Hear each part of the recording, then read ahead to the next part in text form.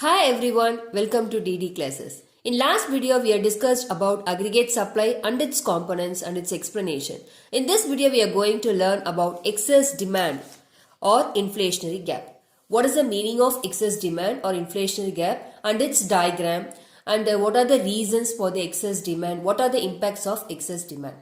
So here definition of inflationary gap or excess demand, that is excess demand refers to the situation when AD is more than AS, that is aggregate demand is more than aggregate supply. So that is aggregate demand exceeds the aggregate supply to the full employment level of output in the economy. So here excess demand gives rise to an inflationary gap. What is inflationary gap? Inflationary gap refers to the gap by which actual aggregate demand exceeds the aggregate demand required to establish the full employment equilibrium. First, if you want to know the concept of inflation gap, first we have to know what is full employment equilibrium. It refers to situation when the aggregate demand is equal to the aggregate supply at full employment level. That is, he is the full employment equilibrium because the aggregate demand EQ is equal to full employment level of output OQ. So here the E is a full employment equilibrium.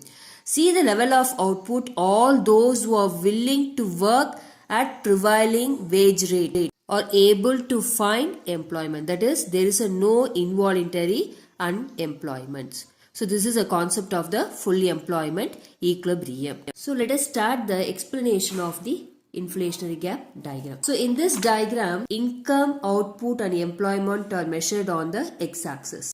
An aggregate demand is measured on the y-axis. So AD and AS curves intersect at point E, that is equilibrium point. So which indicates the full employment equilibrium. Due to increase in investment expenditure, that is change in I, aggregate demand rises from AD to AD1.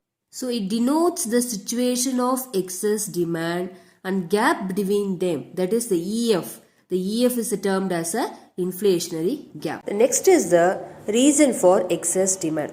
So it occurs due to excess of anticipated expenditure, that is due to rise in consumption expenditure and investment expenditure. Here consumption expenditure, that is excess demand may arise because of increase in consumption expenditure due to rise in a propensity to consume or fall in propensity to save. Next is a government expenditure and investment expenditure.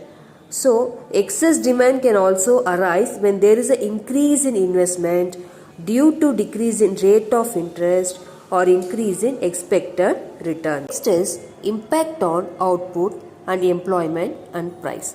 First you will take the effect on output, that is the excess demand does not affect the level of output, because economic is already at full employment level and there is no idle capacity in the economy. Next is on employment. There will be no change in the level of employment as the economic is already operating at full employment equilibrium and there is no involuntary unemployment level.